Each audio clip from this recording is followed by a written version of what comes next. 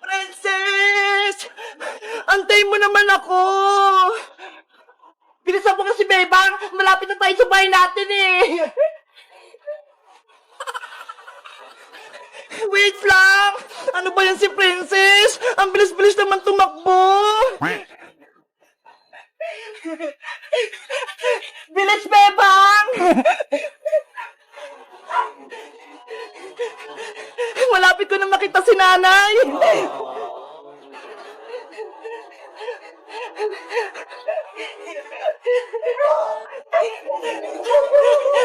Yay! Nakauwi na kami rito sa barangay namin! Princess, tinakbuhan mo ako. Hindi mo ko inantay. Ang bagal-bagal mo kasi, Bebang eh. Ang bigat-bigat kayo ng karga ko. Eh sa'yo, magaan lang, tapos may gulong pa. Eh kasi naman, nagdala ka pa ng pasalubong kay Aling Sitang. Dapat, wag na lang, para wala kang karga. Siyempre, galing tayo ng probinsya, kaya dapat may pasalubong ako kay nanay. Ano ba yung laman ng karton mo, Bebang? Bakit ang daming laman?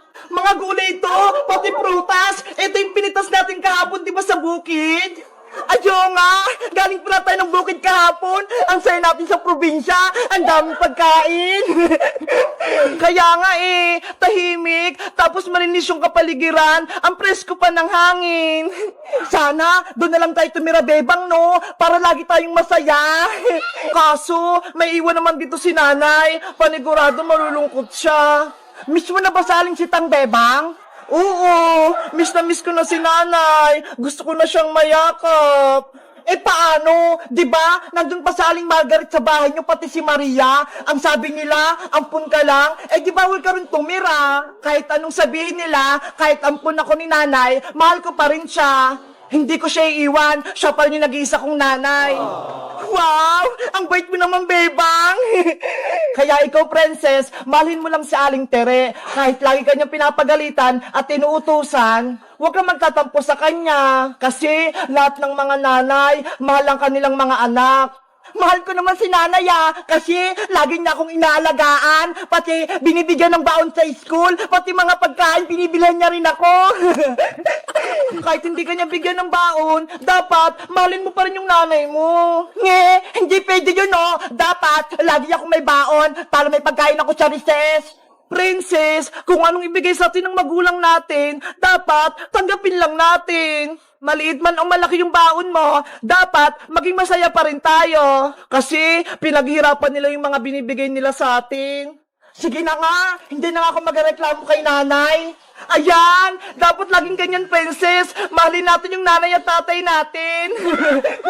Asya, Bebang, mauna na ako sa bahay namin. Baka inantay na ako ni nanay. Okay, uwi na rin ako sa bahay, Princess. Mag-iingat ka, ha? Bye-bye, Bebang. Maglaro tayo mamaya sa bahay. Sige! Kamusta na kaya si nanay? Miss niya na rin kaya ako? Bebang ko, miss na kita. Isang linggo na kitang hindi nakikita. Gusto na kitang mayakap. Bebang ko, umuwi ka na.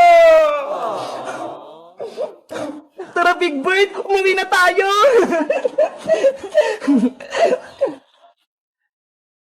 Hello guys! Magandang araw! Ako si Bebang! Masaya ba kayo? Nakauwi na kami sa bahay namin? Haharapin ko na si Tita Margaret, pati si Maria. Sila na yung palalayasin namin. Sa tingin nyo guys, kaya ko ba silang palayasin? Mag-comment lang kayo para sa part 2. Bye-bye! Aling Sonia! Anong bibilhin mo, Bebang? Pabili po ako ng Safeguard, yung Bioderm. Ha? Safeguard na Bioderm pa? Ano ba talaga? Yung sabon po ni nanay, yung lagi niyang binibili sa inyo, yung pantanggal niya ng buni sa puwet. What? Hanggang ngayon may buni pa rin si Sitang? Matagal na yun Hindi pa rin nawawala? Opo, hindi pa po rin nagaling. O, teka, kukunin ko lang. Ito yun Opo, ayan po yun. Magkano po yan, Aling Sonya? 20 pesos. Eto po bayad ko, ha? Wow!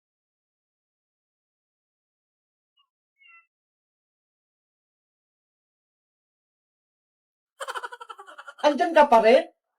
Andyan na yung sabon, ha? Ang pang naantay mo? Aling Sonya, 50 pesos po yung pera ko eh. Asan po yung sukli?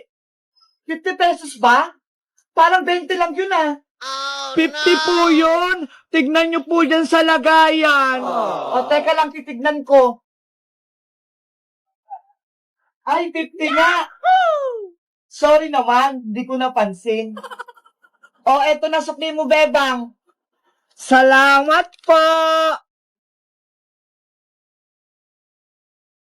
Hala, bakit ito lang? 50 yung pera ko ah. Dapat 30 yung sukli. Aling Sonya, Aling Sonya! Ano na naman yun? Istorbo ka sa pagtitiris ko ng tigyawat? Kulang pa rin po itong binigay niyong sukli sa akin. Ano? Kulang pa rin? Ay aba, baka binubudol mo na ako ha?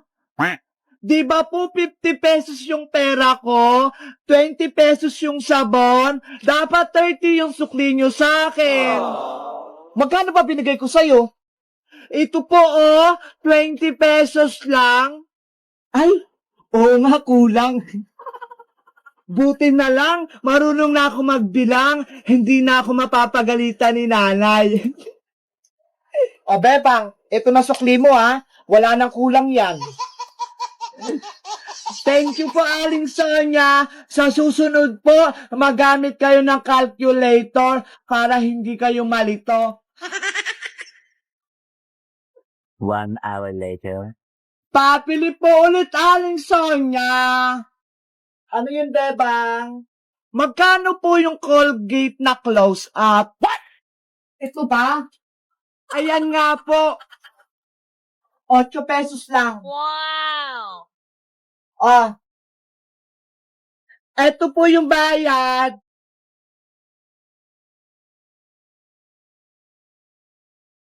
Eto sukli mo. Hala! 20 pesos lang yung pera ko Bakit yung sukli ni Aling Sonya sa akin? Ang dami. Akin na lang to. Siguro nalito siya sa pagbibilang. Oh no! May pambili na ako mamaya ng pagkain ko. Para yung sukli ko kay Bebang sobra-sobra. Hoy, Bebang! Yung sukli ko, sobra-sobra. Nawala agad. Mga bata talaga. Kapag kulang ang sukli, babalik para magreklamo. Pero kapag sobra, tatakbuhan ka na. Ay! Lugi na naman yung tindahan ko.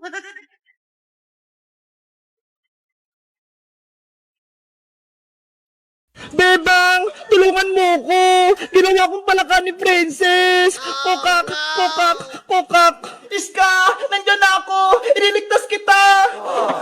Ops. Huwag kang lalapit dito, Bebang.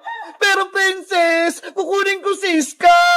Akin lang si palakang Iska. Hindi mo siya pwedeng kunin. Princess! Ayoko sa'yo! Ikaw na ang alaga ko, Iska. Hindi na kita ibibigay kay Bebang. Ang sama-sama mo, Princess. Ginawa mo akong palaka. Ibalik mo ako sa dati. Kasalanan mo. Kung naging palaka ka, mas pinili mo pa si Bebang kaysa sa akin. Bebang, tulungan mo ko. Kokak. Kawawa naman si Iska. Rafaela, anong gagawin natin para bumalik si Iska sa pagiging tao?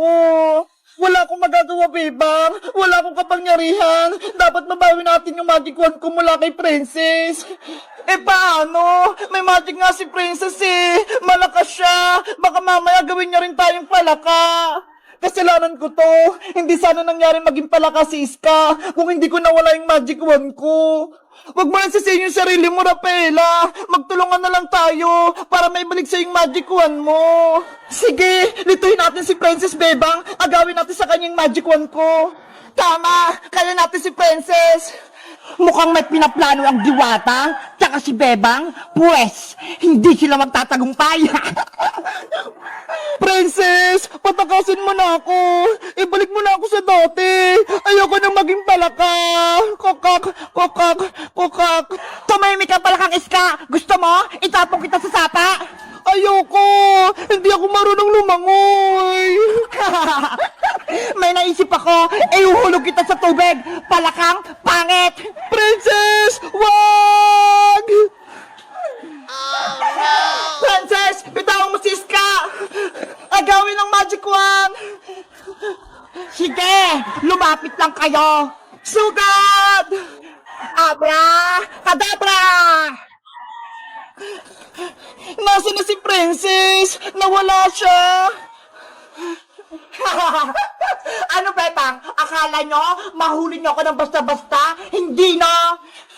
Nandun siya sa likod! Paano nangyari yun? Yari! Marunong na rin siya mag-teleport! Hawak ko ang magic wand! Kaya kong gawin lahat! Sombambini! Bananini! Bebang! Ilag! Ah! Oh no! Kawawang Bebang! Hindi na siya makakalaban sa akin! Ang sama-sama mo, Princess! May magic ka lang! Pinahirapan mo kami! Ngayon, matitikman mo yung paghiganti ko sa'yo! Tralalayo! Gagamit na naman siya ng powers! Bebang! Tumakbo ka na! Tralala! Aray ka! Kawawa naman si Bebang! Natamaan siya! Sumuko ka na, Bebang, para hindi ka na masaktan. Lumuhod ka at magbakaawa ka rito sa harap ko. Malay mo, maging kakampa kita at gawin pa kitang alalay. Hindi ako kakampi sa'yo, Princess. Ayoko maging masama katulad mo. Pues, tikman mo pa tong powers ko. Tung-tung-tung! Sahur! Tama na, Princess! Ah! Rafaela! Ganyan ka ba talaga, Princess, sa mga kaibigan mo? Pinahihirapan mo sila. Wala kang puso. May puso ako, pero kasing tigas na ng bato, hindi na ako naawa sa kanila. Kailangan kong mabawi yung magic wand ko para hindi na maging masama si Princess.